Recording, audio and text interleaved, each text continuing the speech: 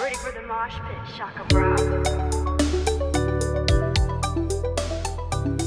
What's up, everyone? Welcome back to StrangeCast, Player One vs. World's Life is Strange podcast. I'm one of your hosts, Adnan. My co-host Adam is here. Adam, you here? Very upset at the news that we got, and we'll get into that later. Well, we'll get into it very soon, actually. And also, I introduced you that time. So episode 70, we've got an introduction for you compared to last episode. Which is unfortunate. But yes, we are back with a brand new StrangeCast, first one of May. So if you are new here, as always, we always do ask as well, if you're on YouTube, please do drop a subscription on the YouTube channel, like the video, share with your friends, comment as well. It helps you support the channel, helps keep up to date with the channel, helps make me happy, helps make Adam happy, as I've vented to Adam about. Well, you can be happy about that. I will be. I'll choose to be happy. There we go. So yeah, StrangeCast is available on all podcast services as well. So you can get the video version on Spotify and you can get it on all other podcast services. And again, thank you for supporting us on Spotify. We have 184 followers on there, so that is great to see. And if you are on there as well, please do give us a rating. We have about 16, which is great to see. So thank you very much for that. The Lost Records Journal will be back this month as well. Don't worry about that. We've obviously got a lot to talk about. And I think a lot of Lost Records stuff will infiltrate its way onto this podcast because it's very quiet for Life is Strange at the minute. And we'll cover that. However, let me just give a bit of FYI as well. This is for public discretion as well. It's for my own position, to be very clear, right? Because I just want to be very transparent with this. I haven't even told Adam about this, right? So over the week, I have started investing into Don't Nod. Do not do it because I have been doing it. I'm already buying. This is my own transparency. 100 I'm a journalist. Shares. No, 250 shares. Buy me some. No, this is my own transparency. I work as a journalist. I have many investments in a lot of things. I declare my interests as well. Because you come here, I've always been very much open about transparency, honesty, etc. I decided to invest in it based on different theses that I've made as well and where it's trading at. Do not go and do it because I'm doing it. This is not financial advice. It's my own decision to use. Tell you. Well, you're trying to buy something off Don't Know, but we'll get into that in a minute. Yes. But yeah, I'm just doing it for discretionary sakes. And I'm not going to keep making it in every video. It's just assume that going every episode forward until I mention it. Otherwise, I have a position bought in them in some way, shape, or form. And again, this does not change my opinions on Don't Know. It's not going to make me more fair or less harsh or anything else. Opinions will say the same, but it's just to declare my own vested interest in something here. So I want to make that very clear. And again, I hope you guys enjoy the fact that we are very transparent and honest, because there seems to be a very big thing for us on our podcast and the way that people come over here, because we don't shoehorn you and tell you things, because that is not the channel that we have here. I love how you said we are transparent, but you're the only one being transparent here. Well, what I haven't told them I'm a lizard man coming from another planet. We'll do that on the double advert before this video starts as well. The good old double advert YouTube. Yeah. Which I get why people stop using YouTube, because those adverts are infuriating. But anyway, Adam, first piece of news. Yes, this is the first part that I'm upset about. There's two things I'm upset about. We would have been recording sooner, but I came onto the call with Adam and he was already trying to buy this. So this is a piece from Don't Nod, which is on the 2nd of May. It says, pre-order the Jusant soundtrack on vinyl. Obviously, Adam is a big vinyl fan, has got the Tortured Poets department on vinyl, everything among those things. But I almost bought Tortured Poets department. I never would forgive you. I would never have spoken to you again. That would have been the end of this. I like the fold. So like the fold, when it comes out, it's actually a book inside like the vinyl fold, and I'm like, oh, that's so cool. But I hate the album, but I love that. I love Lamp. So I'm surprised you came back from the vinyl store last time I saw you, because you went on a little trip to the vinyl store when we did our last episode. No, the last episode was record store day, and I got 6 records in a day, and I did not disclose to Liz right away how much I spent. Oh my no! Oh my god! It actually wasn't that bad. It was only for 6 records. Oh, since you're transparent about yours, I'll be transparent about mine. So for record store day, they had all these different specials at different times, and the very first one was 65% off your first vinyl. So I got 65% off, and then the next one I got 50% off, and then the next one 10%. And then I wanted to get an exclusive vinyl from Record Store Day, which was a Madlib and Freddie Gibbs album. It was Pinata 10-year anniversary. So I got 6 records for $85, $90, something like that. So it wasn't too bad. Yeah, That was I Liz's first mistake, that letting you into that store. letting made me it big. loose. No, she stayed home. She's like saying like you can go to record Oh. store day. Yeah, because it's way too many people at once. Like it's way too like she's not into vinyls, and there's too many people. She's like, you can go on your own. And I was like, so I did, and I was unleashed. Oh dear. Mm-hmm. So like only $85-$90. It would have been. I did the math, and full price it would have been like 150, maybe 160 after tax. But I got it for 85-90 for like all the sales. So I was like, let's go, girl math. If you die, heaven forbid, Yeah. and you don't leave me that daughter soundtrack in your will on the vinyl, I will never forgive Bro, you. that daughter is being buried with me, dog. That's my most valuable record. Actually, no, I won't disclose which is my most valuable. I'm reading but the it's one of front my cover. most- I'm reading the front cover of the North Dakota newspaper with like a shovel on top of your grave. Man tries to dig up man's grave because he wants daughter soundtrack. It's like he promised he'd leave it me. It's on record now. We're on live. We all know that it didn't say that. Let's get into this piece Yes. because obviously it's very interesting, and I'm surprised you didn't see it until I sent it you as well. I thought you might have like spotted on Instagram, but this is where I got the news anyway. But I'm going to go to their website. It's Don't Nod. Yeah. Said, we're delighted to share that the award-winning Jusant soundtrack will be available on vinyl this summer. You can be transported from your home straight to the tower by listening to the melodic sound of composer Gilmer Foran. I hope I got that right. The vinyl, courtesy of our partner Kid Katana, contains and features double vinyl, gatefold with a large format interior visual, colored vinyl in true tower style. One record will be mint green and one light blue. An illustrated booklet, a booklet detailing the soundtrack creation process with comments from the team and Gilmo, as well as some beautiful concept art featuring landscapes and research pieces. We're also proud to tell you that this vinyl is eco-friendly. This physical edition has been made using the biovinyl process, which is one of the most innovative and environmentally friendly processes on the market. It replaces traditional PVC with a material of organic origin and ISCC certification for its life cycle analysis. Biovinyl is ISCC Plus certified overall, guaranteeing responsible sourcing of PVC as part of a circular economy. Let's learn more. Process. Click here and link. Won't go on that. So it says pre-order now. I already did. I went on that link. Honestly, on that link, you can pre-order the vinyl for €39 from Kid Katana's online shops and from their Bandcamp, as well as from selected distribution partners. More details on the website. They ship worldwide, so it is available worldwide if you want the Jusant soundtrack. It's available worldwide if you speak French, and that's the thing that's getting me a little bit upsetty. Spaghetti. It's like I'm hoping that I'm putting in the right information because all of it is in French. Yeah, you were all for these. They look beautiful, by the way, as well. I love They look gorgeous. Good vinyl cover and everything else with it. It looks amazing. I'm looking at the pictures and they look like beautiful, and the artwork and everything, and like the artwork stickers, like the actual center stickers on the vinyls are actually gorgeous, and I want them. I want this, and I hope I'm putting in the right information because every time it's like, buy now. It's like, put in your information. And it says, okay, so if Luc is watching this, he's going to laugh and be like, oh, Adam, you don't speak French? No, I don't speak French.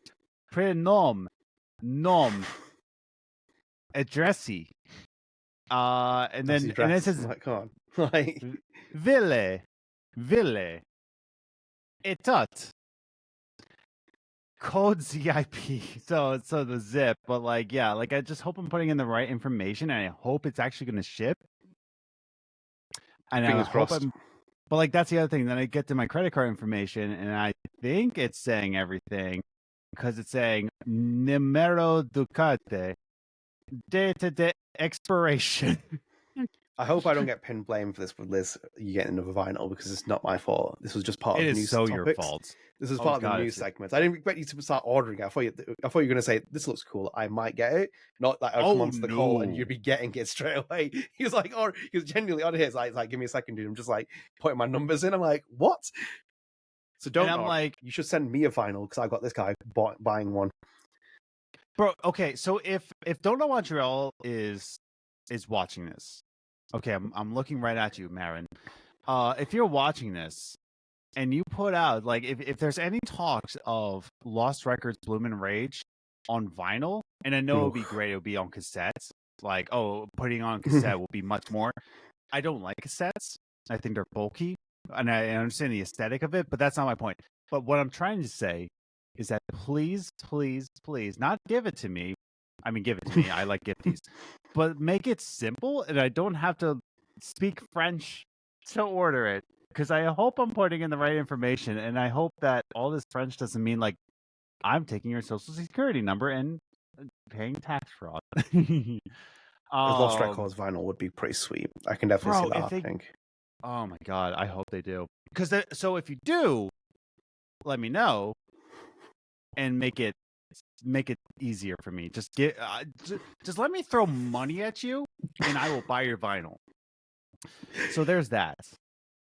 There's that. Yeah, it's pretty cool, man. You played the game, if anything, and I love the soundtrack. You got great feedback on it. So it definitely seems like they've gone the right direction with Don't Nod to do something like this. So yeah. Fingers crossed. Put it this way: I will give an update on the Lost Records Journal. So if I do get it or not. So indeed, stay tuned for the entire period, because when we get it shipped as well, we can show you what it looks like as well. You can do a little video reveal on here. You have to watch the Lost Records Journal. So indeed, yeah. Well, cool though. I do love vinyls, and I've been learning a lot about vinyls as well in the conversation of what Taylor Swift has done to the vinyl market. But she has ruined it for literally everybody. Do you know what? I'm surprised no one's actually called us out. Like, Taylor Swift has definitely mentioned like the last 3 or 4 episodes of the StrangeCast. I'm like surprised no one has actually brought up. But no, I do find it interesting because I was reading about that just to see what she's actually done for like the knock-on effect, and it's not as extravagant as it's made out into being media, where people are like, oh, look, all these kids go and pick up vinyls and all this that. Like, there's such a big knock-on effect, especially for all the artists who've been like waiting to get their vinyls printed, and like this music industry, which has basically like crushed all the vinyl companies that used to make vinyls, have like now like become so few that when Taylor Swift obviously does it, it puts a backlog on all the other vinyls. Yep. Yeah, it's a shame, man. I'm hoping that they don't become, which they will anyway, they'll become over commercialized to the point where they basically start getting $100-$200 price tags, because I wouldn't be surprised if that starts happening. Just because it's a way for them to profit off that. But no, nonetheless, before I bring this news piece in here, it's quite cool. So definitely go and check it out. And it's cool that you get all these little things as well. And same with Edward Kaplan's artwork, which was obviously phenomenal. I haven't played the game, but I know it looks phenomenal. And I will play Jusant at some point. It's going to be a surprise. Yeah. I think Twin Mirror is the next game I'm going to play first, because I've been eyeing it up and I'm kind of itching to play it. Yeah, now that the weather is nicer, I'm feeling more inclined to play video games. Like, I don't know what it is, but I think it might be cabin fever that I'm just like, no, I just can't. Like, if my only option is to play games, I feel like that makes me less inclined to play games. But now that it's nicer out, like, I feel more inclined. So it's call that vampire effect. Light. Pretty much. gotta stay inside. I've been itching to play basketball too, but now it's getting nicer, so I can. But yeah. So yeah, I will be hopefully purchasing this. But stay tuned for the Lost Records Journal for that. Indeed, definitely. So we'll move on to our next piece of news. Not a big one, but again, we always keep you up to date with things. And then obviously it's going to be a lot less records to talk about. So this is a press release from Don't Nod. It's on April the 30th. So it's behind the scenes. It's strengthening the management team with the appointment of Julie Chalmette as the deputy general manager. So Don't Nod said, and I report, Don't Nod, an independent studio that creates, develops, and publishes video games, today announced a change in its executive committee based on a proposal of Oscar Gilbert, chairman and CEO of Don't Nod. Julia Chalmette has been recruited as deputy managing director. Julia Chalmette will continue to serve as a board member of Don't Nod, a position she has held since May 2023. Her role will involve supporting chairman and CEO Oscar Gilbert in the organizational management and the operational performance of the group. Besides, Julie will contribute to the formula the development strategy focused on its high added value creative fundamentals, action RPG, action adventure, narrative adventure, which we talked about in the last StrangeCast episode. Go and check it out. And on a more balanced business model between co-production and publishing, as presented in the 2023 annual reports. Oscar Gilbert said, and I quote, I've had the opportunity to interact regularly with Julie. Is it Julie or Julia? Julie, I think. It looks like Julie, isn't it? I'm just checking. Yes. Yeah, it looks Julie. Julie is a member of our board. Her varied skills, her spirit, her team spirit, her in-depth knowledge of the international ecosystem of our industry, her impressive track record, and her leadership are invaluable assets for our group.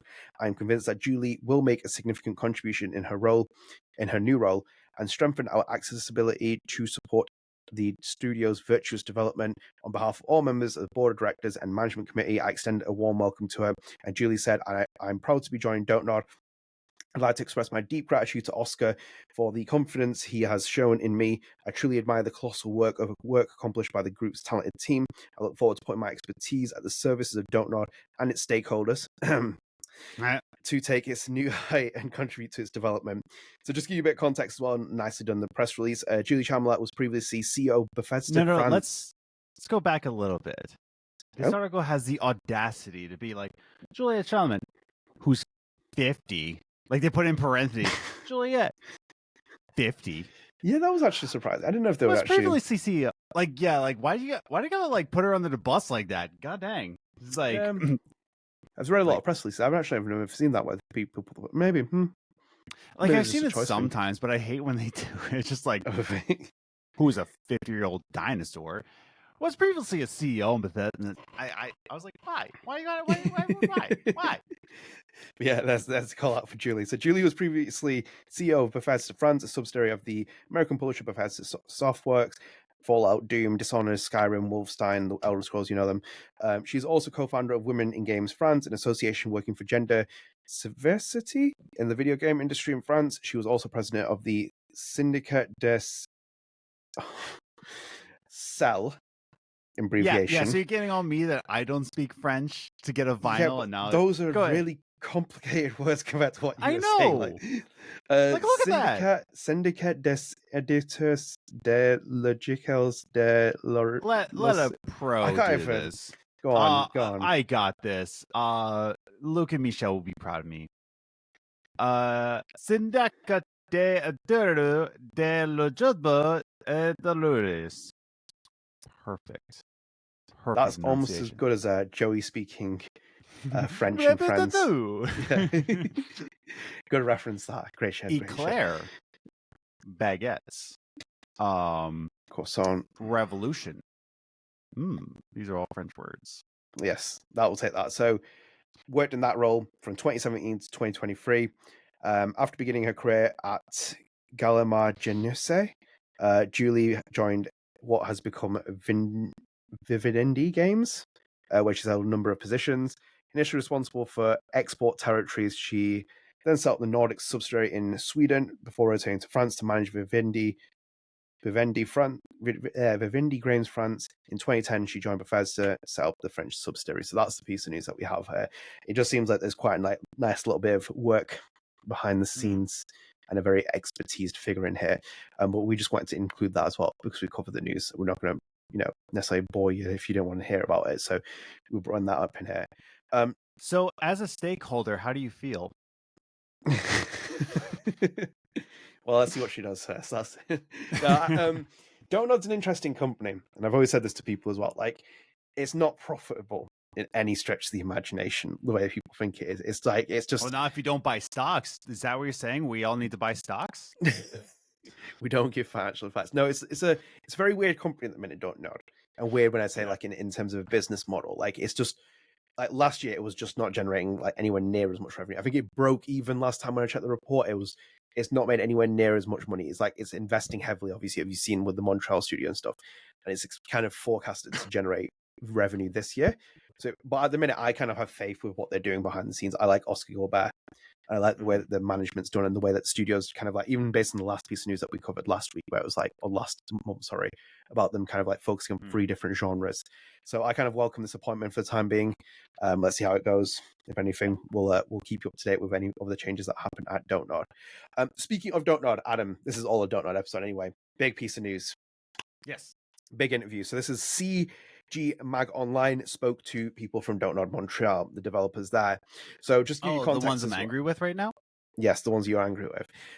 So just for context, if you don't come to our YouTube channel, you should, because you can subscribe, watch all the other content we produce. I did 2 videos in the last week that we've done this, because obviously you'll get this on the Wednesday. It comes out, we're recording the 4th of May.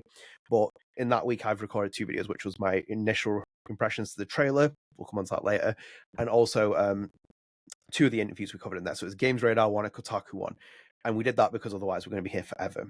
So we kind of like focus on these 2 pieces of interviews in this episode. So do go and check them out if you do want to. But anyway, CG Mag has interviewed and says, exploring time and memory in Don't Nod Montreal's Lost Records, Bloom and Rage. So I'm going to go through some of the questions and quotes here. So should we kick things off here? So Don't Nod is a known French studio. What do you think Don't Nod Montreal is going to add to the Don't Nod family, especially with Lost Records, Bloom and Rage? This was Frederique Fourny-Jennings who responded first. It was who is the managing director of Don't Nod Montreal. She said, and I quote, "So I think it's an amazing question because I'm living in Canada. I'm originally from France. I grew up in Africa, and I've been in North America for more than 25 years. And I spent most of these years in Quebec. So first, Quebec is definitely an amazing talent pool for video game industry.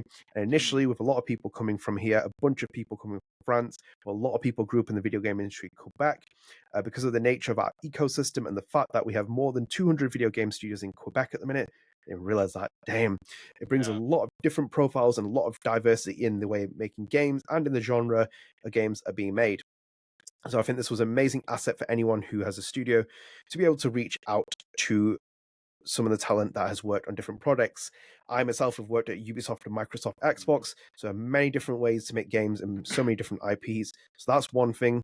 The other thing is that there is a very different way of working. The work culture is very different in North America and Europe, as well as some countries in Europe. So it was just a bit of an adjustment that I had to go through.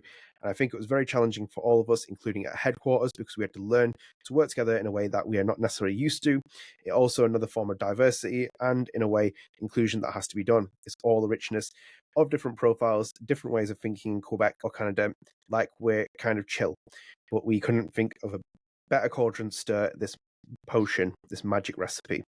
So that was an interesting piece of bit from Frederica. There's another part here which says, how did Don't Nod Montreal get involved in Lost Records, Bloom Rage, and how did the concept come together? So this is from Luc Baghadoust, who we've spoken about a lot on here. It was Don't Nod Montreal, worked on Life is Strange.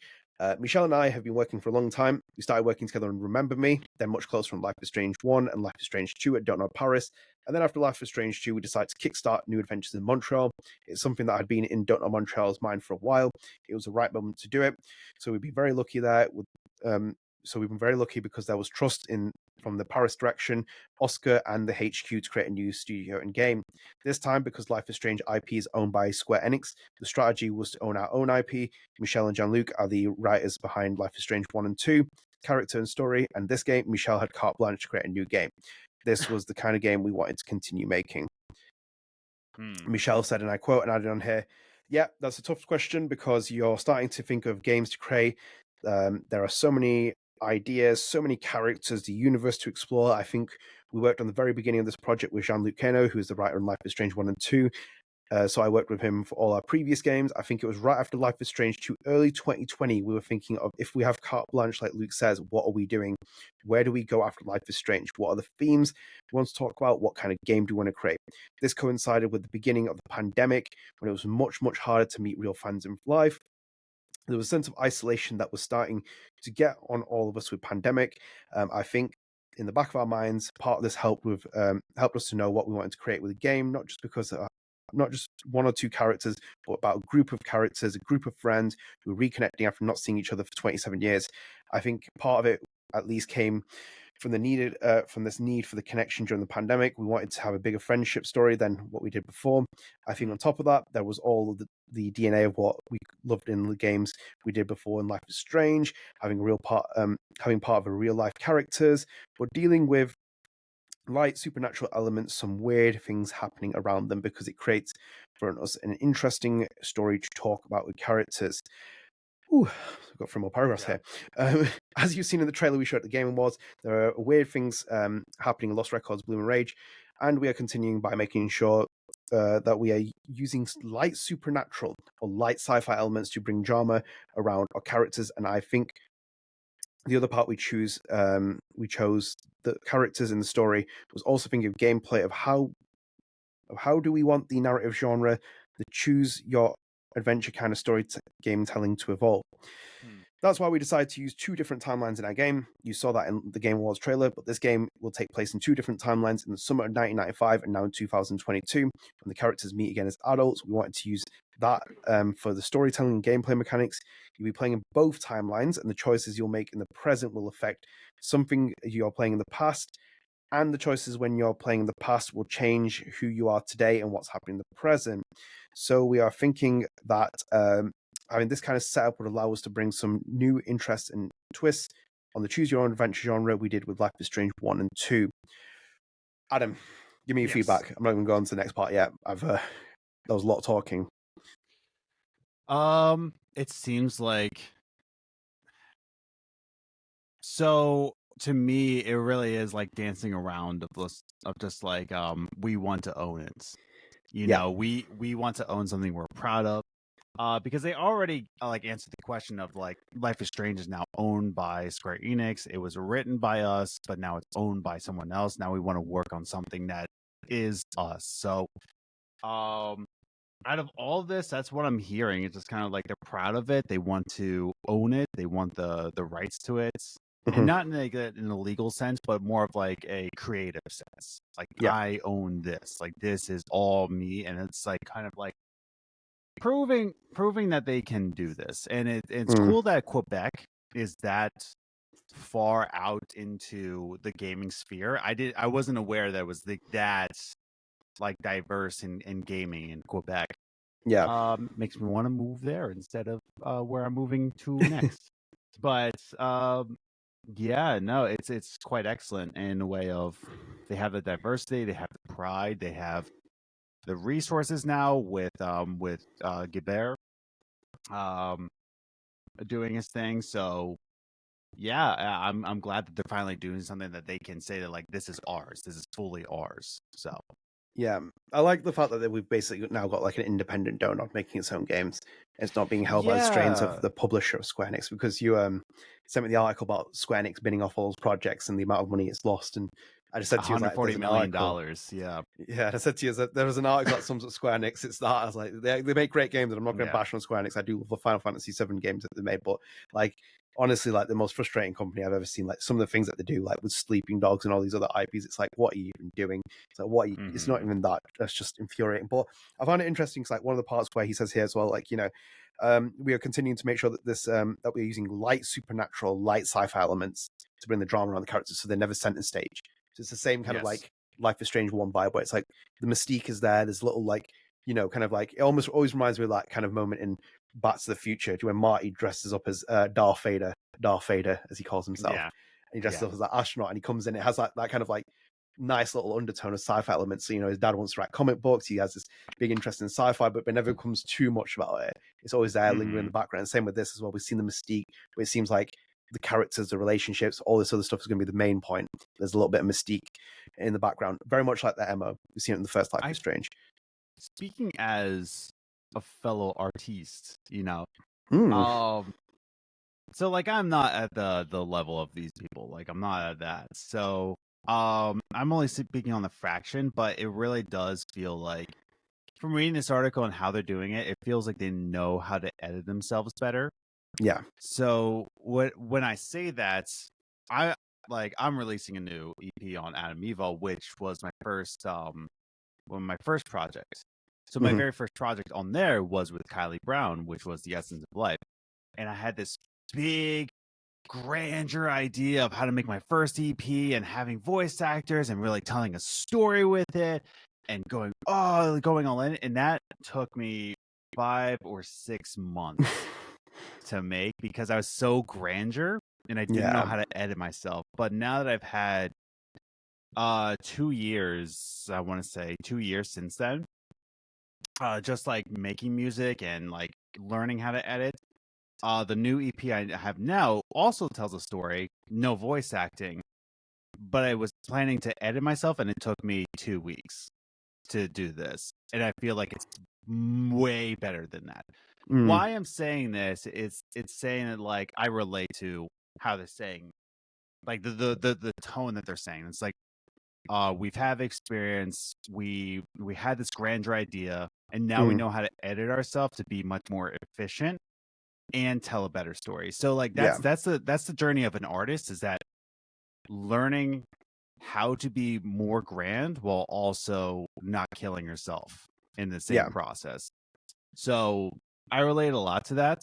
Whether or not I'm at their level or not, it's just kind of like that's the journey you have to take as someone who creates like art. Is how do I make something that's in my mind but not kill myself in the process?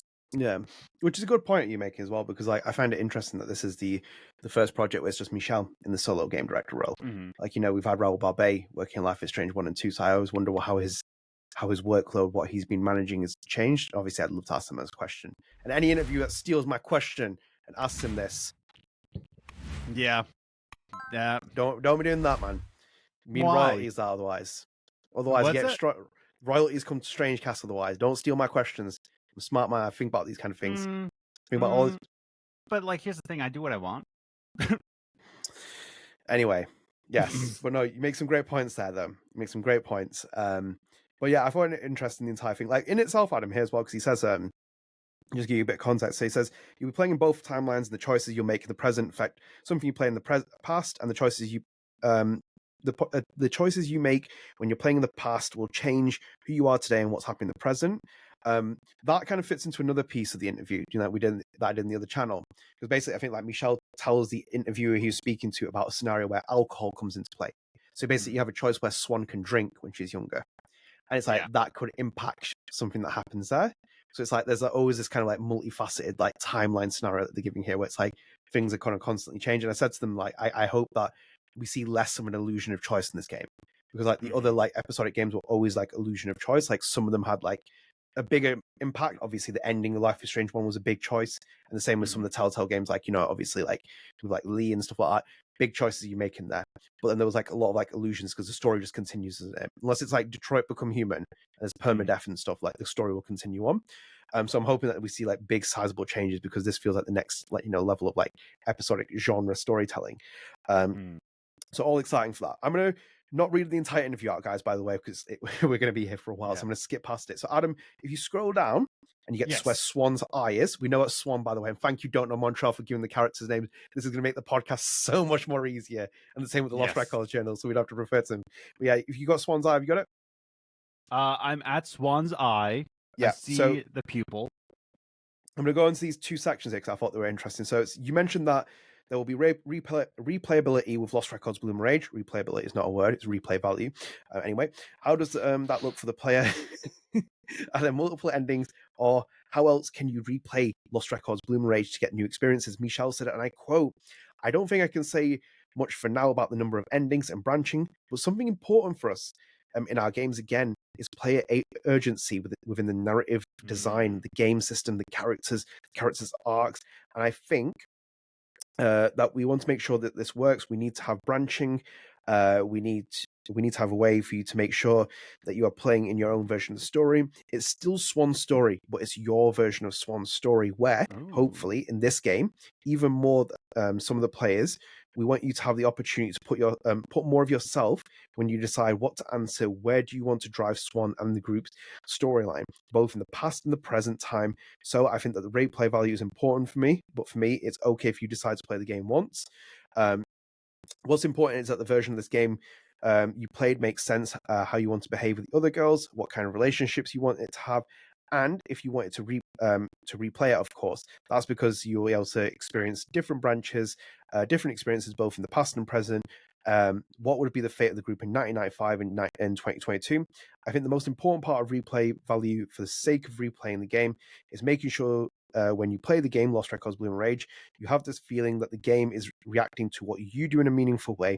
That's important, so that even your first playthrough feels complete and feels like that you have a version of the story and the character that you enjoyed, that you love, and all makes sense with the choices you made. So there's an extension part of the next part, and I'll read through that. But again, I'm not going to go through the rest of it. But that part I want to bring up, Adam, because like the first part, when he says about Swan's story being Swan's story, your story as well, it feels very similar to Max. I think this is what made Max very relatable, because like anyone could transplant their personality onto Max, because even though she had like her own kind of like personality, her own kind of demeanor, everything else, you could still resonate with Max in some way, shape, or form. Whether you're a 60-year-old man, a 40-year-old man, a 12-year-old girl, I feel like you could relate with Max, and I think that's what makes a great protagonist. I've seen it with games I've played before, Solid Snake, all these other, they come across as very neutral characters. So in itself, like when you're playing as them, you transplant your personality into it. So it feels like Swan is getting that, and I'm all for that. Yeah, I agree. From what it sounds like, you know what actually entered my mind? You said Max. You know which character entered my mind? Sean? No. Alex from Oxenfree. Yeah. Oh, do you know what, Adam? Do you know how many times I mentioned Oxenfree in the last two like videos I made on the YouTube channel? I was like, I even said in the podcast in those videos, I was like, I'm so happy that you recommended I play Oxenfree, and then obviously I played Oxenfree. Like, guys, if you haven't played Oxenfree, you probably have if you played Life is Strange. Go and play it. This will make so much more sense. But yeah, please continue. On a side note, like I take a lot of pride on my like actual recommendations. Like if I tell somebody like, "Oh, I've been watching this," that's not really a recommendation. But when I said, Adnan, you need to play Oxenfree, I take pride because I am 100% correct. When I recommend something to somebody, I take a lot of pride in that. So if I say that, Adnan, you need to play this, I'm telling you, you need to play this because you're going to love it. And after playing Oxenfree, I'm like, this is an Adnan game. So yeah, I'm glad you enjoyed it. And speaking of that as well, because I'm not going to try and spoil Oxenfree. Do you remember the Oxenfree review that we were talking about, Oxenfree 2? Yes. Oh, I can't say anything. No, yeah, I can't say. There's too much to spoil. I think you said something. I'm going to try and like be very like because if you haven't played it, it's like you were saying that our interpretation of a character was different because like we were hoping for. Yes. Yeah, so I was like, this resonates with what you're saying, like with what Michelle's saying about Swan here. It's like it's basically your choice of how.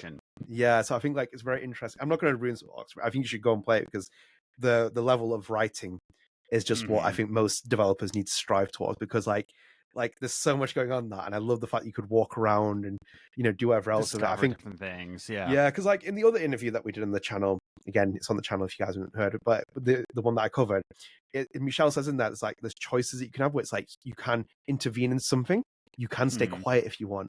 I'm like, it's Oxenfree vibes. Like, I'm like, we love the fact. I love the fact that you basically like, I could be walking down like a scene in like Oxenfree, like a hill, and you just talking. Like they keep talking. One of the characters keep talking. I'm just sat there as Alex and don't say anything. They're like, and well, okay, we'll move on. Yeah, exactly. Like it interacts when you don't talk, which is like the funniest playthrough of Oxenfree. But so good. It does remind me more of Alex in Oxenfree than it does Max in Life is Strange for me personally. Yeah. But Oxenfree was a big inspiration for a lot of game developers. It really took the storm of like what can be done. I mean the soundtrack. What's that? The Storm. Yes. Yeah. Like that's what I mean though. Like Oxenfree is such a good game and such a good soundtrack. Like the soundtrack alone got me to go back to music. Like that's what actually sparked the plug. I'm like, oh my god, I gotta do this again. And that's where Casting Carton came from. So that's fun. But yeah, that's what it reminds me of is Alex from Oxenfree. Yeah, definitely. So like last piece of this interview that we're going to cover, again, go and read the entire thing. It's on CG Gaming and there's loads in here. But I just want to carry on because this is a continuation of the last point, which was just to clarify, you're saying that it isn't necessarily a good or bad ending in Lost Records, Bloom and Rage. They're just different endings based on how you play. Michelle said, and I quote, I would say yes. That's just something I said the same way for Life is Strange 1 and 2. I think that there will be some endings that might be darker or slightly more bittersweet than others. But at least for me, and maybe the players will disagree, I see every ending we see in those games, and every branch is good in a way because it makes sense what you did. I think, in a way, we want every branch and every ending to be worth your playtime, and it makes sense for the story. Hopefully, it creates emotions. I wouldn't say that you like, but that you are entertained in a way that is pushing you in a state of mind at the end of the game. You want to reflect on what happened, to think back on the characters you meet, the characters you lost in the way, and hopefully keep with you for a few days or a few weeks thinking about that. And hopefully every ending will resonate with our players in a kind of way. This man's going to make us destroy Velvet Cove. Michelle, why are we destroying Velvet Cove? Yeah. This screams like it, man. You know why it's making us? Because it's not Pennsylvania, so it's not worth We'll come on to that. We'll come on to that. We got a lot. I said to Adam off podcast, we have 2 episodes into Lost Records Journal, and the episode 2 has aged so badly. What? So angry, dude. Yeah, this man's going to destroy Velvet Cove. I can see it. That just screams of a man who says, like, destroy the hell of it, dude. Oh my god! If there's Dark a meteor involved, guess what? I'm riding the meteor down to Velvet Cove. I'll go be like, no, and just go straight down into Velvet Cove. Oh, you can I don't see care it if there's a dog. You can see it in the way he's saying this as well, Michel. It's like a little smirk. I mean, there'll be some endings that might be darker or slightly bittersweet than others. This man is like getting ready to like break people's hearts. You know what will happen in that first Life is Strange? I am not ready for this. He is going to do some. He's going to be cooking up a lot of things. That's the thing about Michel's writing, that Deck 9 didn't hit, and I'll say it like that. Like, it didn't hit. Because there's certain people who can write that understand human emotion.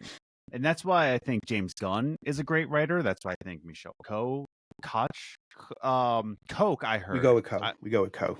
Yeah, but I heard it pronounced Koch, and nobody will correct me, and I feel hurt by that.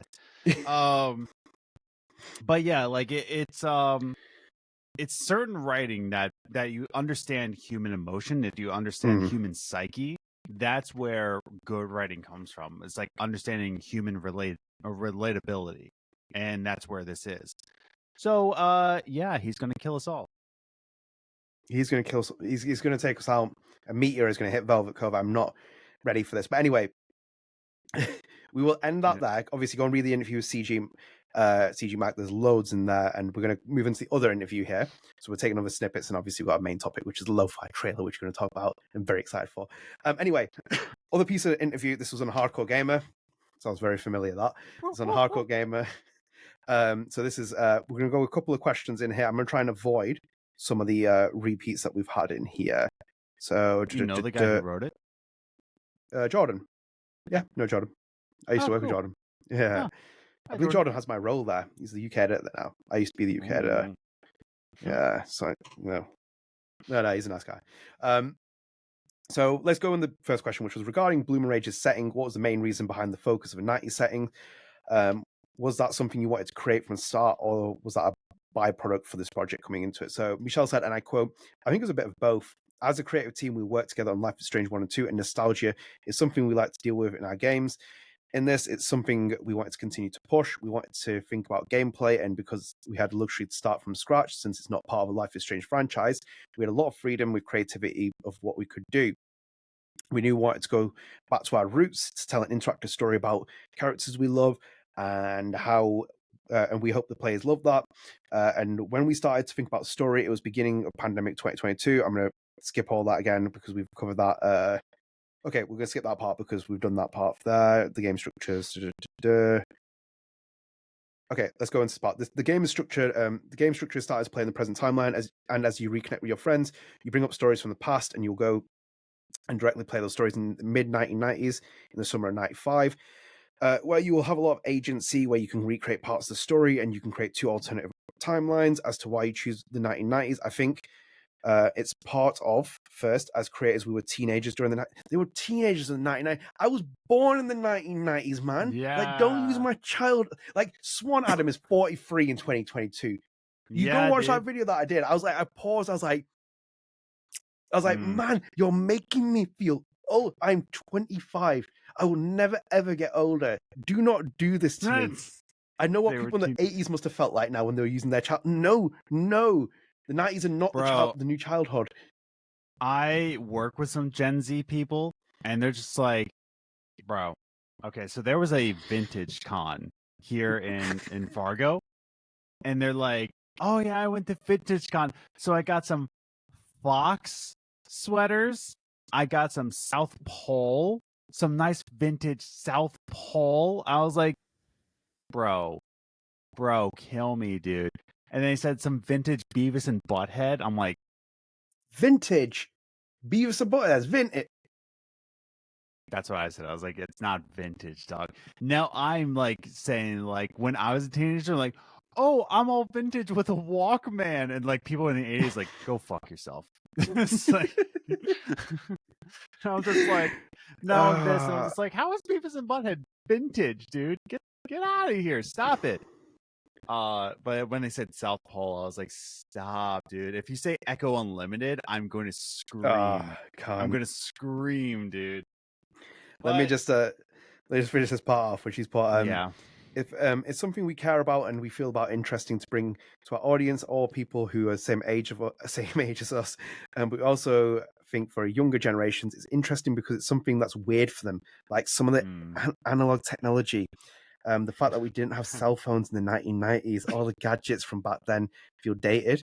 I think there's something. No, Michel. No, I'm not finished that quote. No, like stop.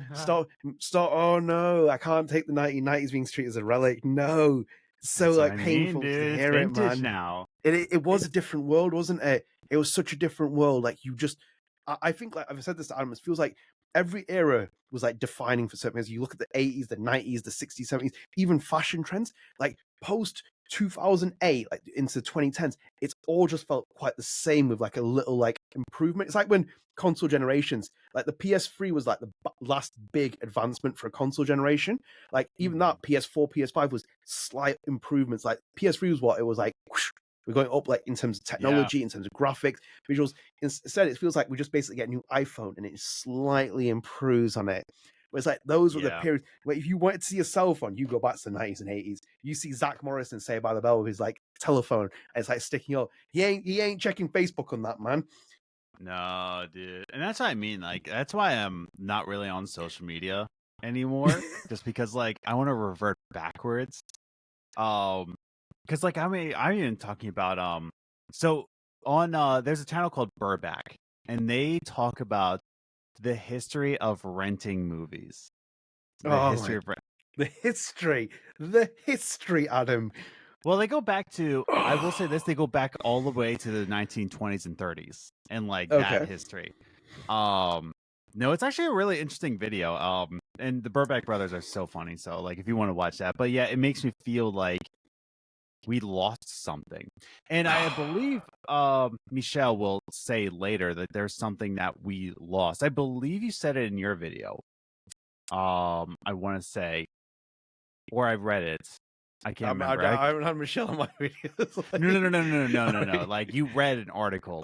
Michel said it, and you read it in an article that like there's something that was no. We talked about it in our DMs. There's so many times that I interact with you. Oh, and like, and we said in a trailer that like it is it's a section that we lost something as a human beings, that like we lost connection from talking about media. And even back in the 90s and the early 2000s, like we lost that connection as just a human race of like going inside like something like a video rental place and talking about what we're going to rent.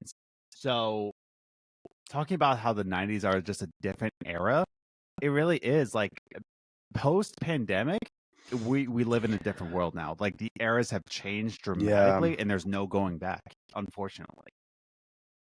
Which sucks. And now I want to go to a vinyl store just to like feel 90s again, but you know, or 70s, I should say. It feels so weird living the world that we have, especially like our age, and like how weird the world just changed. Like even the dramatically, like not just like change, but change dramatically. That's the scary part, because I know the 80s to the 90s changed. It was like 90s was the advent period of like the advancement and the slope that went up, and then from there, it's just like when it's just like landed in the world that we live in now, and it feels like sometimes you feel very out of place with it. But yeah, damn. In the article, I'm going to scroll down. So scrolling past with the photo of Swan with her camcorder. And I'm going to scroll down to where it says, is Swan the only playable character, or will there be opportunities to play as the other girls? Is the question.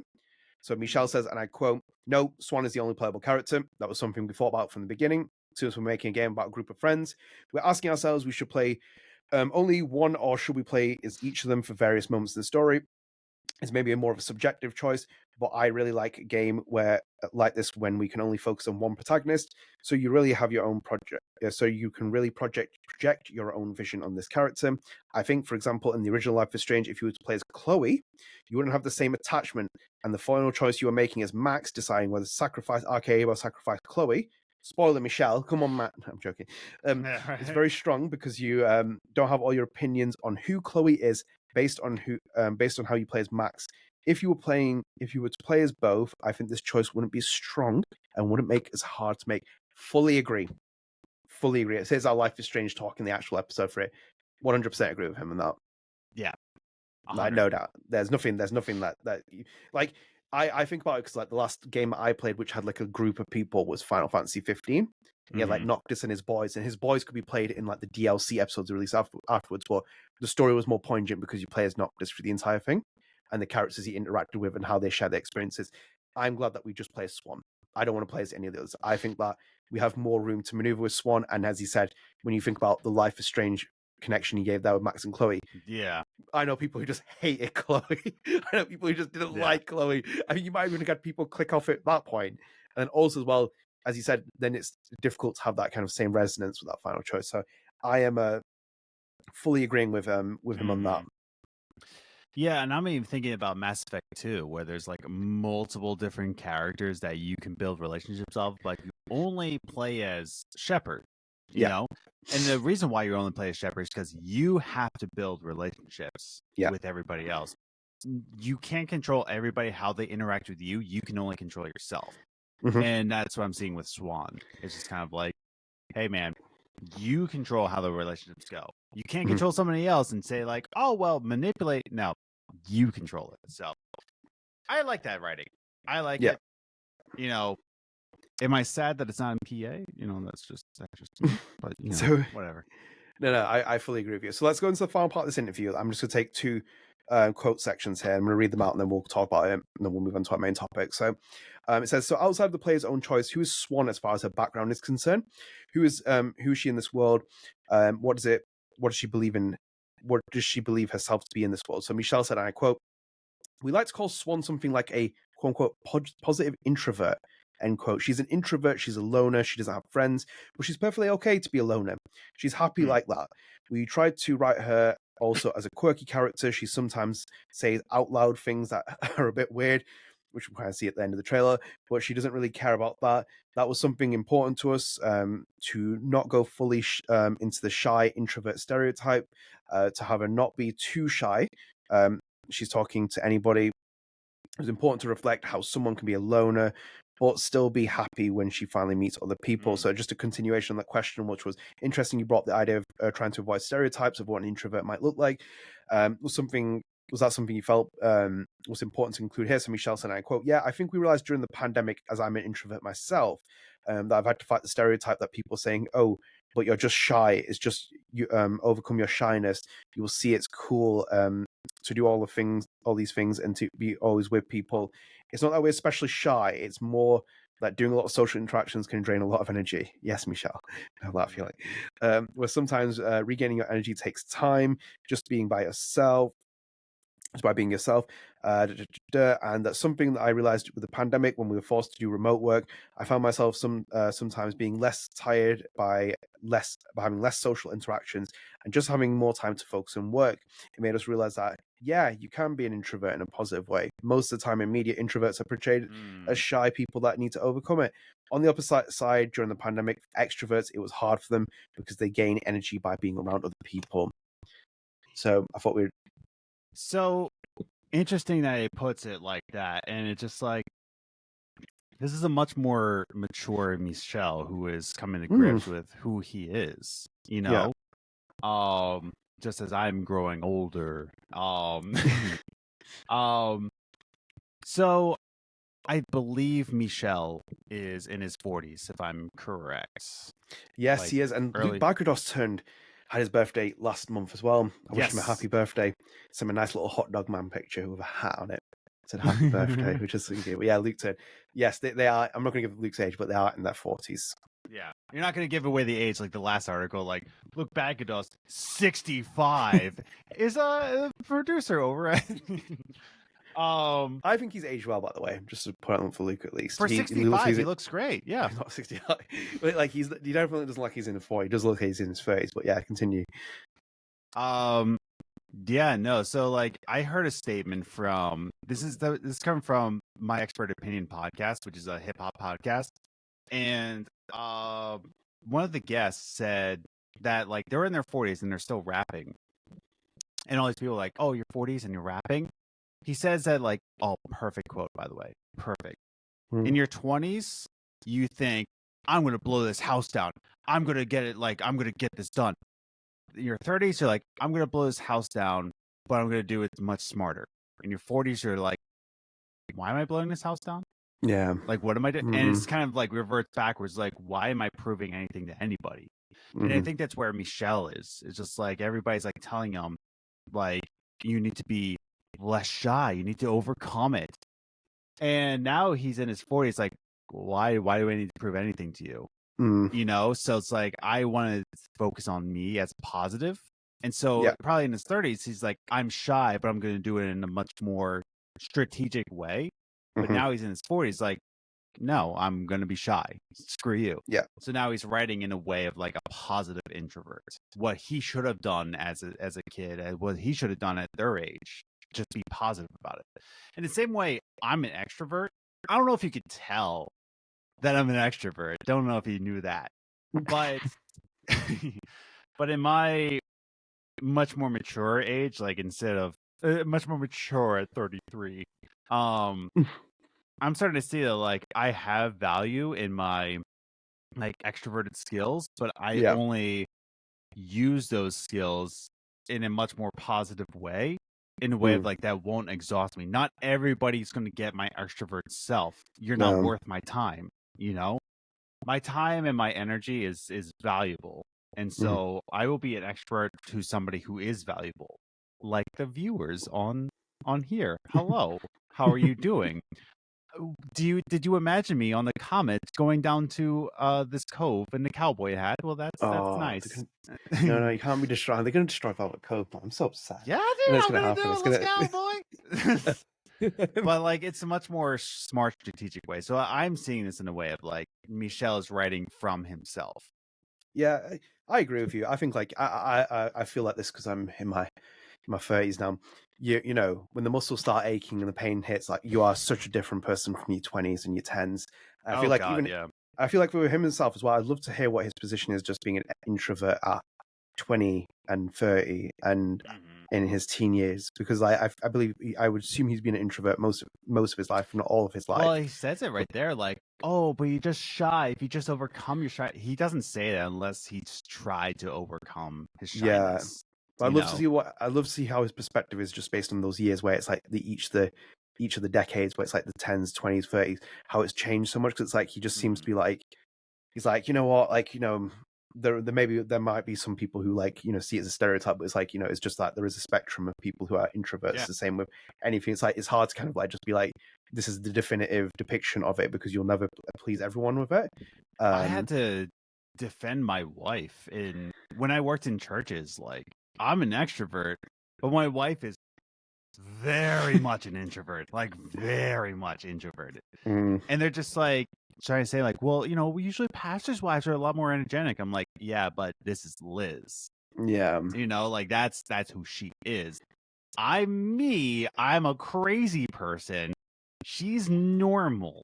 So it's just kind of like I had to defend that like, no, she's not my counterpart in that way. She's my counterpart in, you know, partnership. Yeah. But they want her to be as extroverted as I am. Yeah. And I'm like, I get jealous and I'm not as introverted as she is. She is. Like I want to step outside and not see 5 strangers and go bolting to it. I'm like, friendship, let's go. Yeah. But yeah, you know, like you are who you are. Screw that, you know. Definitely. No, I feel the same. I'm a deep introvert, and I surprise people. Really, like, we couldn't tell. Well, maybe depends. Though. I always surprise people. I'm full of surprises when I give them stuff. But yeah, I'm very much a deep introvert. So I very much see you in the club and just like buying rounds and shots. Well, you never know. I've done that before. It has happened. That's what I mean. You just buy rounds so people leave you alone. It's like buy them a round just to distract them. But anyway, we'll wrap that up because obviously it was great. There's more stuff to go and read in the Hardcore Gamer article. Go and do read it as well. There was just a couple of pieces we picked out of there. Anyway, Adam, big conversation, the trailer. Let's talk. Yes. So obviously, you know, Xbox ID showcase happened. We got the trailer for Lost Records Bloom Rage, which was a SoFi summer trailer. Just to give you a quick update as well, a couple of things that we saw in the press release. So I'm going to skip the part about, we know that the town is called Velvet Cove. That is revealed in the trailer. And there was in the quickly, I'm just pulling up here. So just give you a description of the characters. So it says at the start of the summer, Swan gets to know a group of friends. So at the start of the summer, they're not friends, like long-term friends. Remember that as well. So we're just meeting them, which is crazy. Nora, Autumn, and Kat. So Nora is rebellious, eccentric, and full of energy. Autumn, the thoughtful and charismatic group leader. Kat, pragmatic, strong-willed, and enigmatic. 4 very different personalities and perspectives come together during the fateful summer of '95 to uncover secrets that will bind and break the group. So that was it. And then also just one more thing in here, which was an original soundtrack. So as with the song featured in the announcement trailer at the Game Awards 2023 by Nora Kelly, the song featured in this lo-fi summer trailer is another original track composed for Lost Records Blue and Rage. The music is written and performed by Ruth Radler, Adam Miller, Nat Walker. I've never heard of any of those people. I haven't heard. I saw that in credits. I'm like, I don't think I've heard of those people. Interesting. Yeah. So yeah, okay. I've done my opinions. Adam, let me know what you think about the lo-fi trailer. I want to hear. I am in the camp of now. I believe we said it off podcast about teaser trailers and all that. So there's a lot of like movie trailers that give away too much, and that's because the general audience wants to know too much before going to see it. So that focus groups are a great thing. So awesome. You get to learn. You get so much faith in humanity when you're part of a focus group. Anyways, if you have been in a focus group, which I've been in 2 or 3, buddy, you lose your faith in humanity being in a focus group. So anyways, but yeah, like I like teaser trailers. I just give me like the least amount of information just so I can go into it cold. And I think some things are meant to go in cold. One of my favorite movies of all time, like we're talking top 3, Parasite. Parasite is one of my top 3 movies of all time. And even the director has said, go into the movie cold. Don't watch any trailers.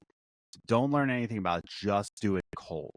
And there's some magic to that where you just view it, no expectations, and you're like, your mind gets blown.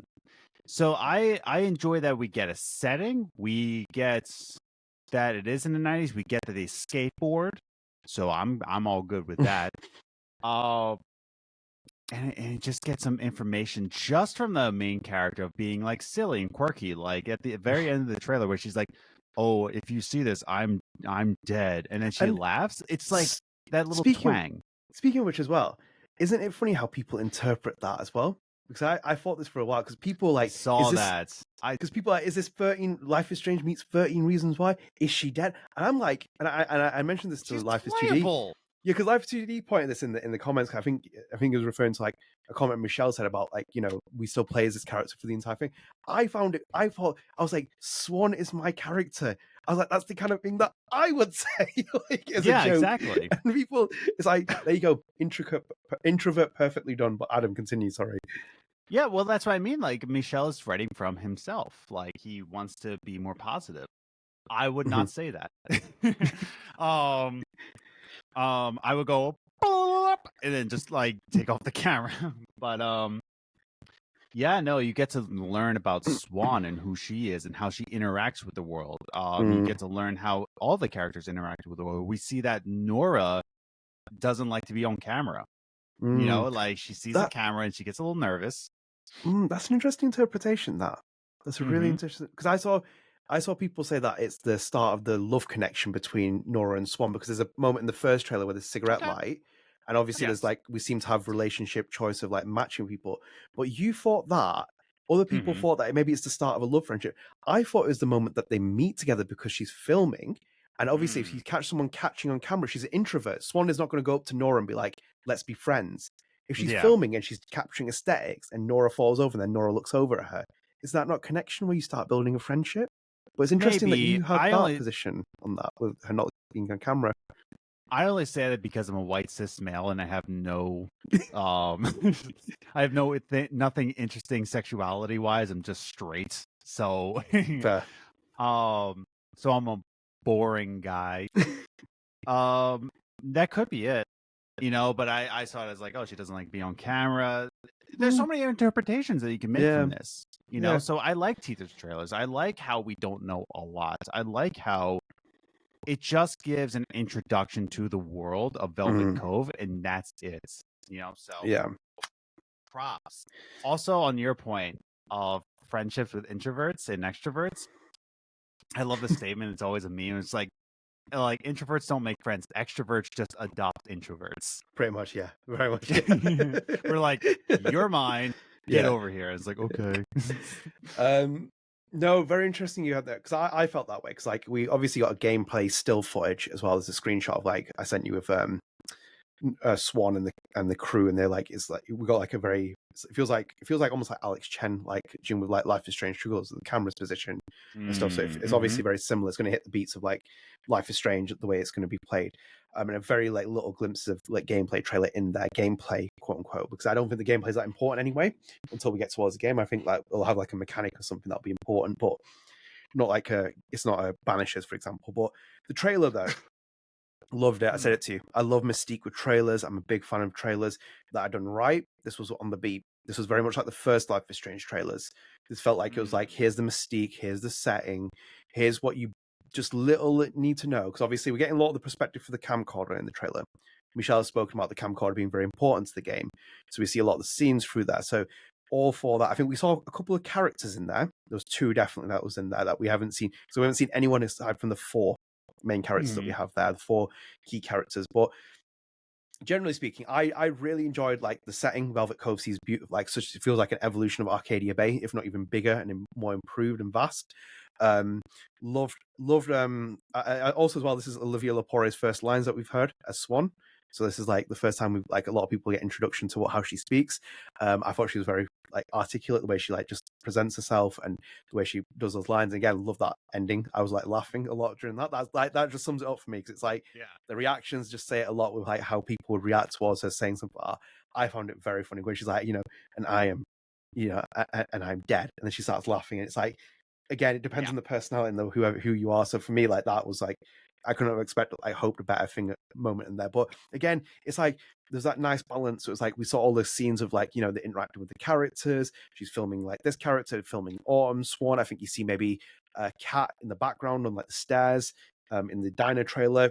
Yes. Sorry, in the diner. So it's like, we kind of have to like wonder how these relationships are working.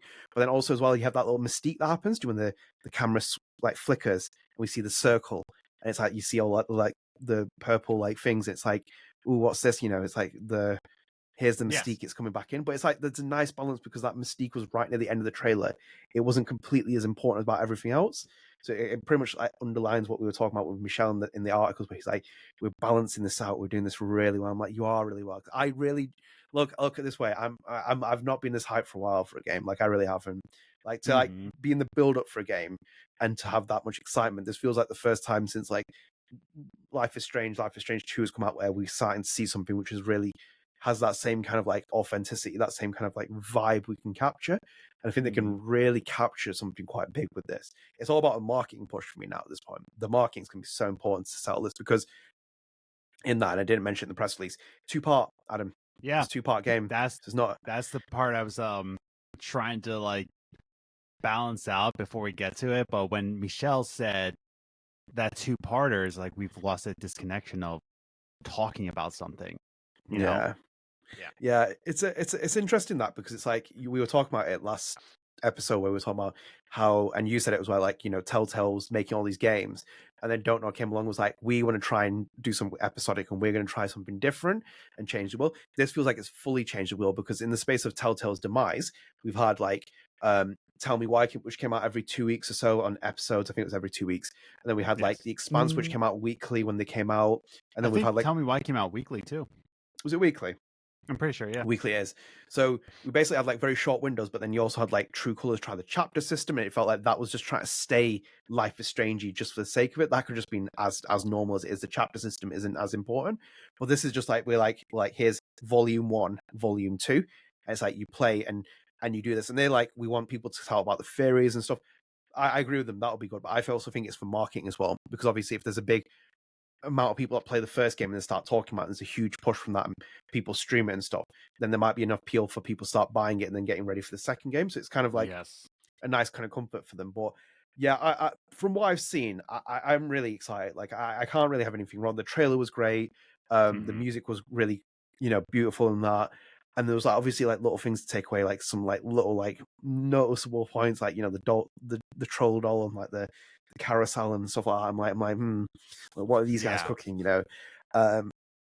But generally speaking, yeah, it was a great trailer, man. Like they've nailed the marketing so far. Like they've really done well with what they've done. Like that we've had a massive gap from April 29th or whatever it was to like December. We didn't hit anything about Lost Records. We heard like interviews and stuff, but we didn't get anything else. It's like that massive window, and then to bring this trailer out and get people still hyped for it and get people to talk about it. It's still big. At an interesting point too, at ID at Xbox, which is an indie showcase. So I'm not trying to take away from like, oh, you guys aren't indie, but it's just interesting that. So they're trying to own the IP, and I'm like, and I understand that Don't Nod is AA. So like, I guess like I don't know, like is Don't Nod trying to say that like they're independents? I guess they are. Are they like? Is that conversation we had? We like because I remember when you said it to you like an indie show. Yeah, I was like, yeah, it's that indie doesn't have the same meaning as it once was. It's like independent developers, even big name developers, Kojima, Jade Raymond, and stuff going to work at studios. And it's like for them, they're like, and this would be a AA game, where it's like Don't Nod is stylizing itself as an indie studio. That's what an indie is now. It's not like Papers, Please, or like Phase. Was it Phase? Is it called Phase? What's it called now? Phase, Phase, or it's like Limbo, anything like that. These like that some indie has like such a broad definition now. So I feel like I like the term triple I. There's now triple I games, so it's like an indie game that's so massive, like Hollow Knight Silk Song. Yeah, it's just like it's triple I.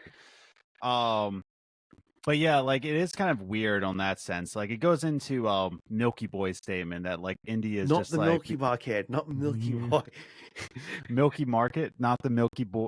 I'm going to call him Milky Boy, not the Milky Market. It's Milky Boy, but like Milky Guy, Milky Lad, Milky Lad, Milky Lass, Milky Lass, Milky Lad, Milk.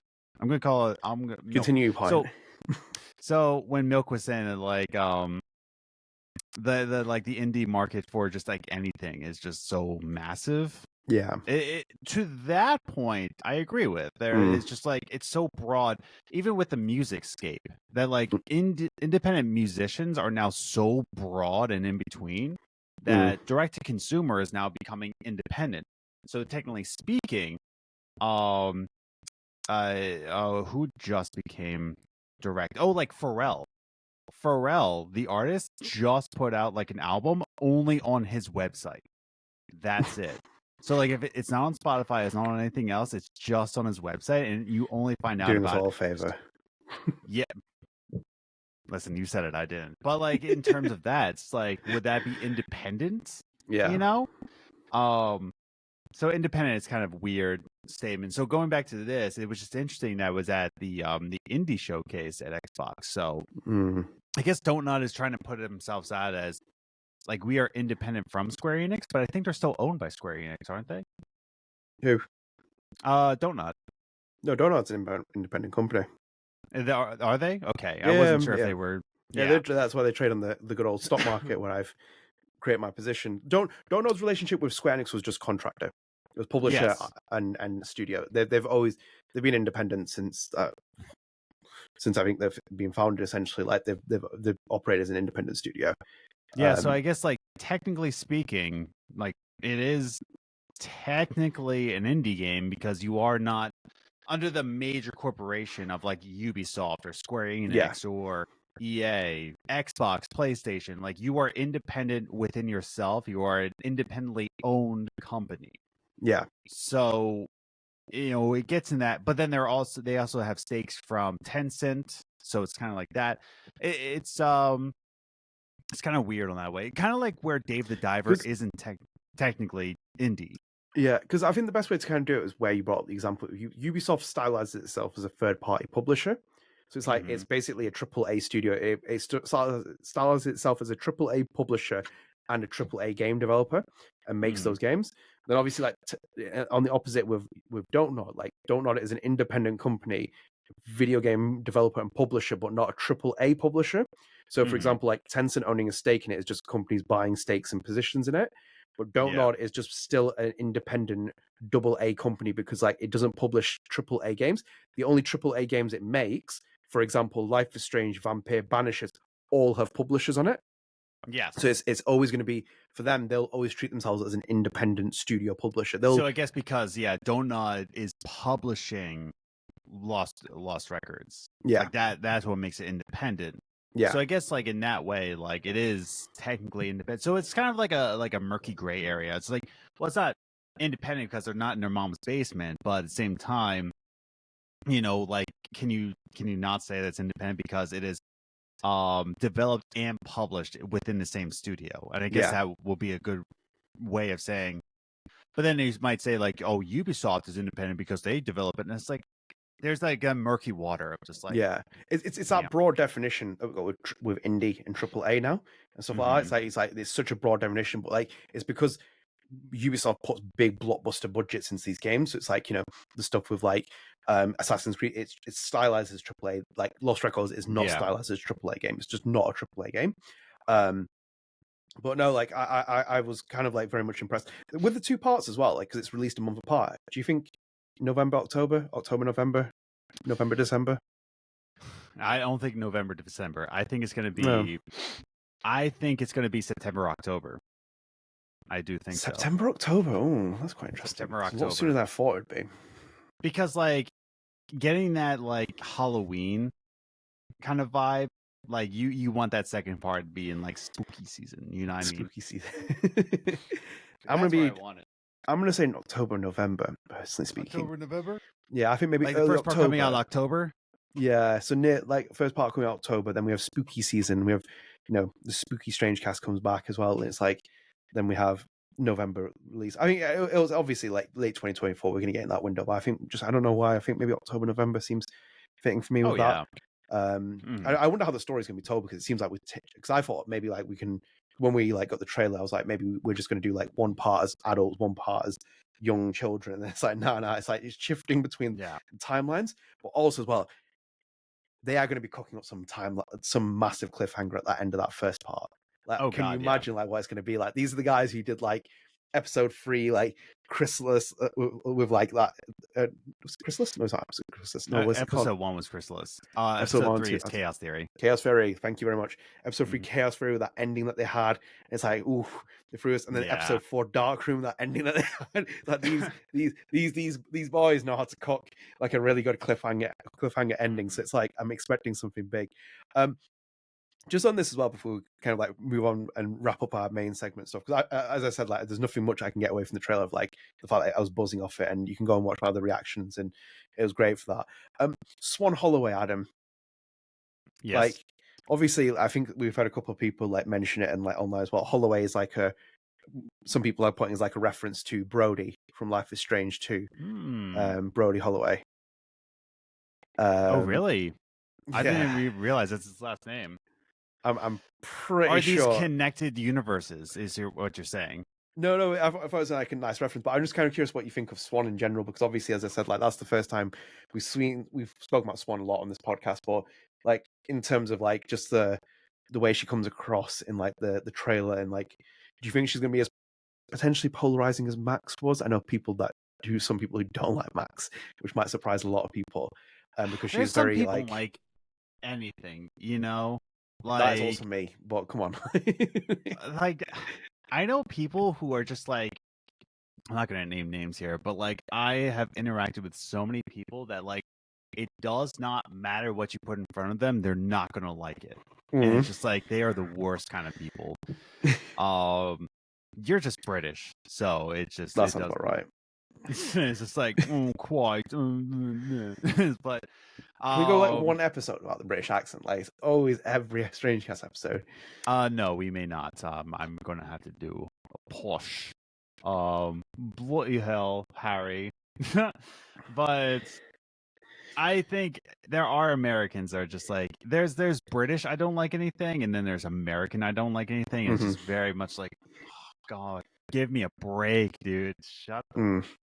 So the people who don't like Max are also those people who don't like anything. So it's kind I of agree like, with that, by the way. I love Max, just to yeah, quickly defend myself here. yeah, that's what I mean. If you don't like Max, I don't know, we're not friends. So that's all I have to say about that. But in terms of Swan, there's some people. I don't think it's going to be divisive. I think it's just going to be like, from what Michel is saying, it's going to be the character that you develop. It's going to be the character that you are the one that. So if you don't like Swan, then generally speaking, you don't like yourself.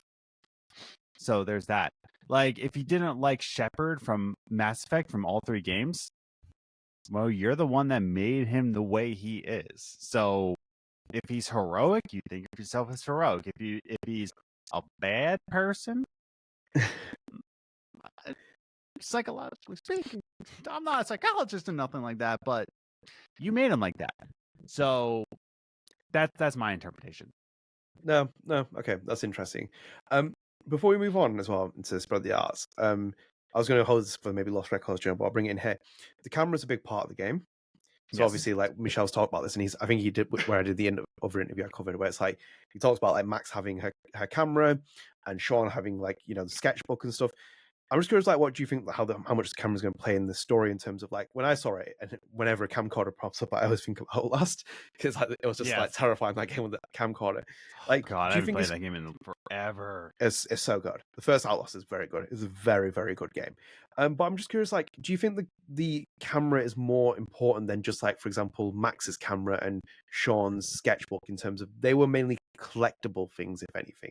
Like there was certain maybe like Max's camera, you could argue like when she took a photo and then we used a rewind mechanic to go back in time for something, it was important, but never as significant. Do you think the camera's going to play more of an active role in this way? It's beyond just collectibles. Oh, absolutely. Because one, this whole trailer is in a 4:3, I believe, aspect ratio is. Yeah, like looks like it is. So that's the thing, that even the YouTube video is in that aspect. So like they actually specifically designed it to be a low fidelity kind of film. And our first teaser trailer, what was the logo? It was a VHS tape. Yeah. The whole, like, as a whole, Lost Records Bloom and Rage is in this kind of 90s VHS perspective. And that's why I designed the Lost Records theme song to be kind of like 90s lo-fi cassettes kind of feel.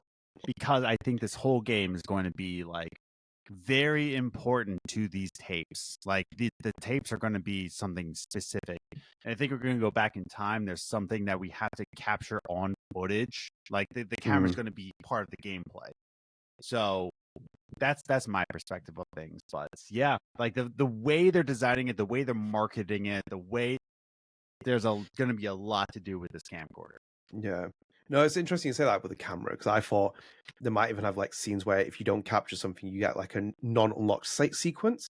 So like when you play The Walking Dead season 4, you can like if you do the torture sequence, like, spoiler, but if you haven't played it, it's your thing. You don't do the spoiler correctly. If you don't do the torture scene properly, you don't get the code for the ship.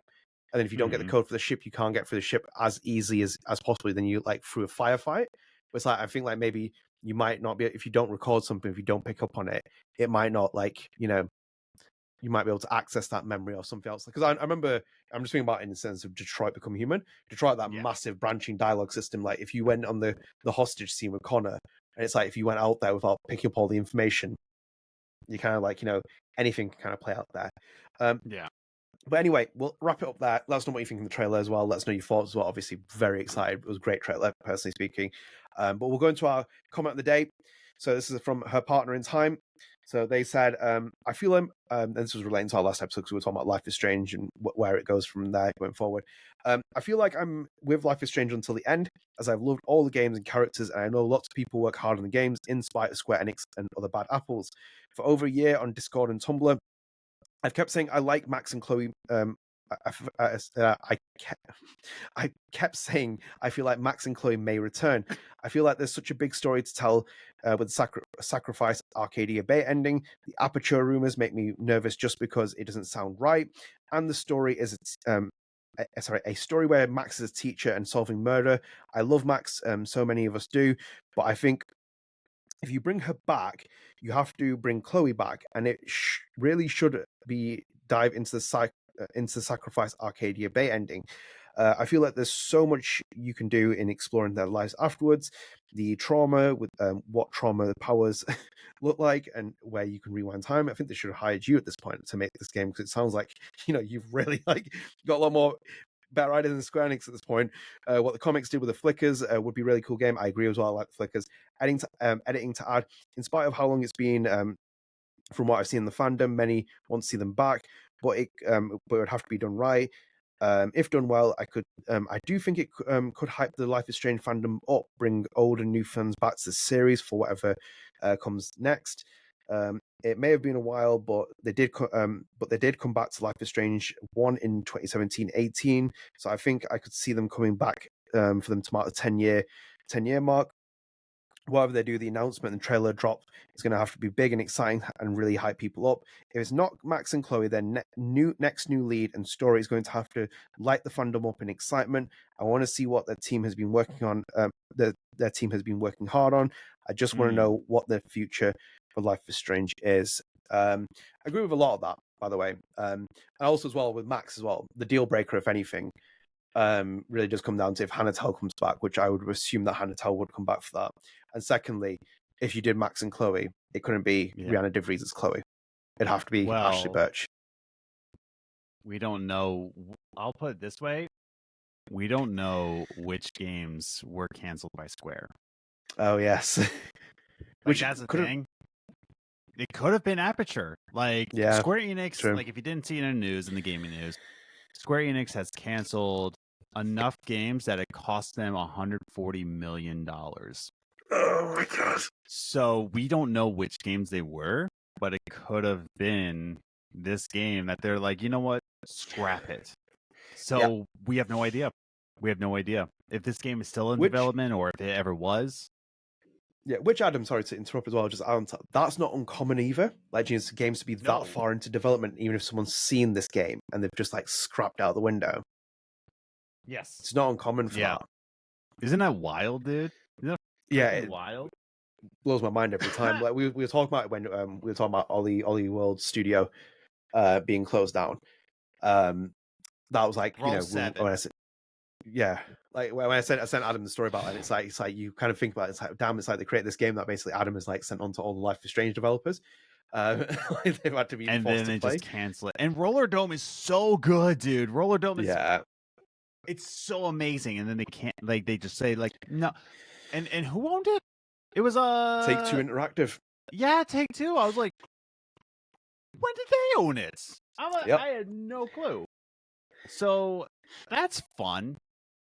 Anyways, all the joy is out of my life.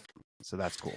No, it's fair though, because it's like you said with the Square Enix article, we've got loads of details in there about cancelled games. We don't know what's been cancelled. It wouldn't surprise me if Life is Strange projects were scrapped in between that, considering it's Square Enix. With the comment as well, you're right about it. It's maybe it does hype people back up. Maybe it does bring people back. It does seem likely that Max has to return with it being 10 years. Aperture feels very weird, just with the fact that it's a teacher, the kind of the idea of the camera and the way it works as well. It feels like that's almost like what we've seen with Bloom and Rage, if not a bit more effective. But simple fact for me, if they want to make it work, Hanatel has to come back and be Max Caulfield. Secondly, if you're going to do it, I agree with you as well. Chloe has to be there because Max goes hand in hand with Chloe. And then on top of that, the other problem you face as well, if you can integrate Chloe in some way, shape, or form and still have it, then fair enough. But for me, you can't do Rihanna DeVries as Chloe with Max Caulfield Hanatel. That doesn't work. Mm-hmm. People were very happy to accept Rihanna DeVries as Chloe Bryson before Storm, and I did as well. I like Rihanna DeVries. I think she's really talented. But Chloe is very different from the Chloe we see in the first Life is Strange and the one that Ashley Birch portrays. You'd have to get Ashley Birch back in the studio to do that. It's as simple as exactly. that.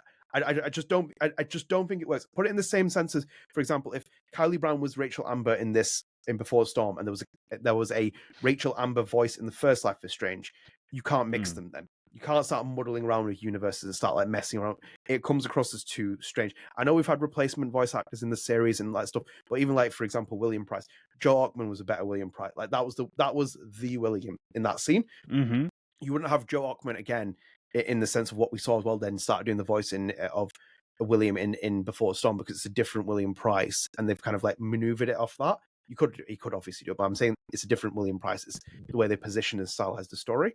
But it's like that would have to be the game breaker for me to be excited for this game. One, for example, I would want people to talk to Square Enix and Deck 9 about the controversy and ask them about this in interviews. I want them to challenge them on it as well and what's happened. And then secondly, if it's going to be Max and Chloe, Max's story, Max has to come back with Hannah Tell. Chloe Price has to be Ashley Birch, and then I'll be interested. I agree because again, you're losing touch with everything. If we're just gonna like keep going back and forth to different characters, it's just kind of like you lose your identity with things, and they just become puppets rather than characters. You know. Fully agree. Yes. So thank you for the comment. It was really nice to hear your thoughts as well. So do leave that. And if you do want your comment featured in the next episode, please leave it. Obviously, Lost Records or whatever else. There was another comment in the last video. It said "Boo Adam Evil." I was going to include that as a comment of the day, but I wanted to keep that person quiet. Got 3 thumbs up reactions as well. I wonder who wrote that. Oh yeah, yeah. Anyway, I am pretty famous. We won't mention who wrote that. Right, spread the art, Adam. You want to go first? You can go first. Yeah. Do you not have anything? Well, no. Well, so I've had a really busy week. Like it's been a really, really crazy week. It's been like I don't usually work 5 days in a row. Might be crazy people, but like I don't work 5 days in a row. So I've been working 5 days in a row. And then it's like I had like a lot of stuff with the lo-fi trailer. I did like 2 videos on the YouTube channel. I'm very tired, guys. And I've got 2 days off today. I'm just very tired. But I did watch a film called The Baghadoust Tapes. Before we came on. It freaked me out a little bit. It's really creepy. I don't really want to recommend it. I got it off TikTok, and I've kind of like heard of it before, but then I watched it, and it's just it's so creepy. It is. Like honestly, I know what you're talking about. It's not a fun film at all. No, it's not. It's just like weird, and it's like those kind of things creep me out more than anything else. So it's like I was like watching a game called The Stalked. This independent person has made it, and like these YouTubers have like streamed it and reacted to it. But like that as well, and the idea of it is basically based on a guy who's stalking his ex-girlfriend. Yes. And it's like those games are more scary because of the fact that it's just people you know. It's like it's just any. It's like not, it has to be. Yeah, that's what made the first screen. Those God rest Wes Craven's soul. But honestly, like that was what made him like so good with those films with Wes Craven, where he made it. Because it's like the idea is that the killer is just a natural human being, flesh and blood, and the creepiness they can add to it is just like that. I don't have anything to recommend. If you do want to go and watch Spaghetti Tapes, go and watch it. It'll creep you out, and please watch it during the day. If you just want to eat some spaghetti while watching the Spaghetti Tapes. No, I would not eat spaghetti watching that. There's some horrific things you'll see in that. It's just a weird film that it came out to be. No, I was saying that because I waited to eat my cereal this morning before I watched the entire thing before I came on here with you, and then I was like waiting to eat my cereal before I was like, and I'll wait until this film's done. It's just weird. It's not like a gruesome, like over the top thing. It's just it just makes you feel really sick, man. It's like because it's like even the stylistic parts of when they're watching some of these tapes in the FBI. It's like the pretend shooting stuff like that. The pretend tapes that they're watching at the FBI. It's like people in the FBI have to do that, which is creepy. Yeah. But anyway, I'm not going to recommend anything this time, guys. I apologize. Actually, you know what? Go watch the lo-fi trailer for Lost Records Bloom Rage. Easy. Yes. Adam, your pick. My pick, honestly, is so it's a game that I actually picked up the vinyl first, and then I played the game. So I picked up the vinyl for Norco. Norco is kind of a wild one. So like I played the game. I haven't listened to vinyl yet because I was like, you know what? Before I listen to vinyl, I should play the game and then appreciate the music afterwards. And Norco, if you don't know, it's an indie game and is a very much a point and click adventure. Like it is one of those point and click adventure games where you have different options, you have to click on different things in the room. Think Thimbleweed Park, but much more fun. I Yeah. guess I don't know. Thimbleweed Park is great. It's very comedic. I think Thimbleweed Park is very much like a love letter to adventure games, and this is an adventure game. Okay. So if you don't, yeah, it's Have you played Norco or checked it out at all? No, I have. How did you find out about it? So you got the vinyl first before. Mm-hmm. Yeah, I Have was you- just like vinyl shopping, and I saw Norco, and then it said like, "Oh, based on the game Norco," and I was like, "Oh, So that's how you found out about the actual game, because you bought the vinyl just for. Oh, really? That's quite. Yeah. The... yeah." I was just wow. like, "Oh, this is weird, Norco, okay." And then it's like, "What was this?" And I googled it, and then it was on Game Pass, and I'm like, "Oh my god, how have I not played it then?" Oh It my is God, leaving why- Game Pass. Before you go on May as well, 15th. why is Liz letting you in a record store? This is so dangerous. That Jusant copy is going to be arriving. She's going to be furious. Oh my I know. God. Well, continue. Sorry, No. continue. She knows I'm an addict for a good vinyl.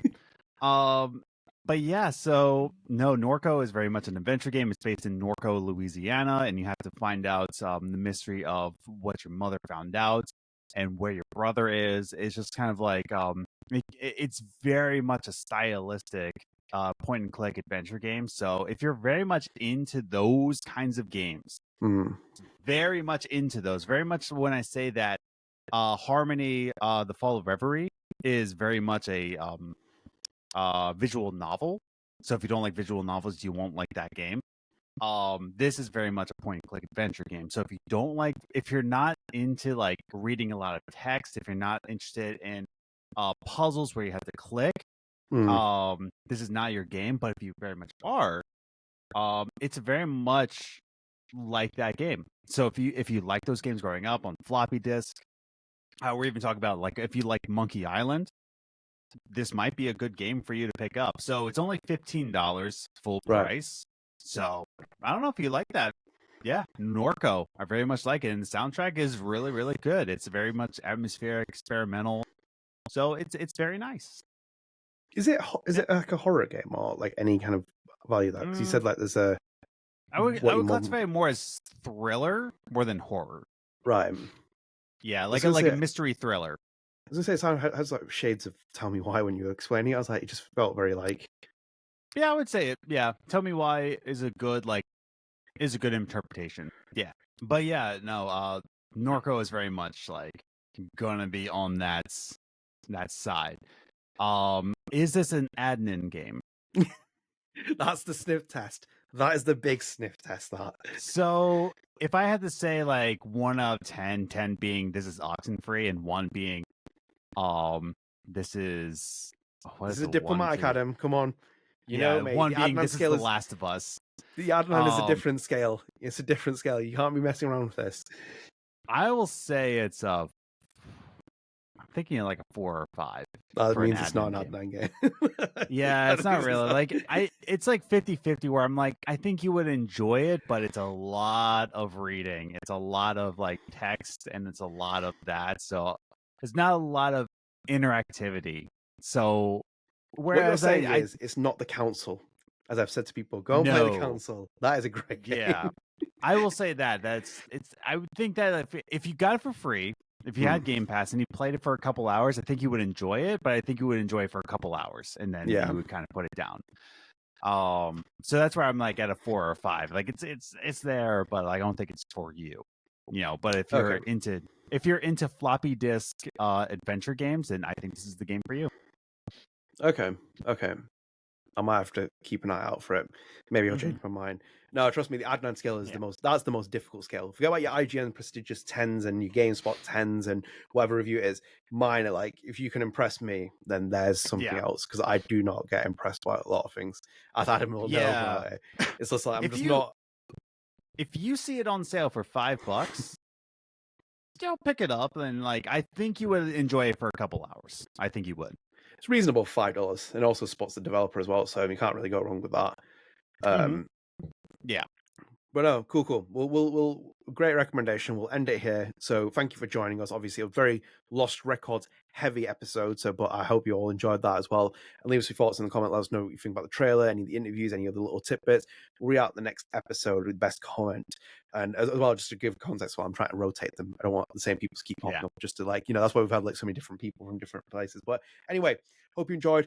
One last time as well, if you are new here, please do consider dropping subscribe to the channel, turn notifications up with the video, share your friends, help support the channel, helps keep up to date the channel. We've crossed 1,120 subscribers, so thank you so much for that. Really appreciate it. And StrangeCast is available on all your podcast services, so available on Apple Podcasts, Spotify with the video version, everything. So please do go and check us out on there. Subscribe to them as well and follow. And also as well, we do have the Lost Records Journal, which is our sister podcast, the StrangeCast, which comes out every month. So do go and check that out. It's on all our RSS feeds. It's on YouTube as well. So do go and subscribe and do follow us and rate us as well. It gives us a lot of support for that.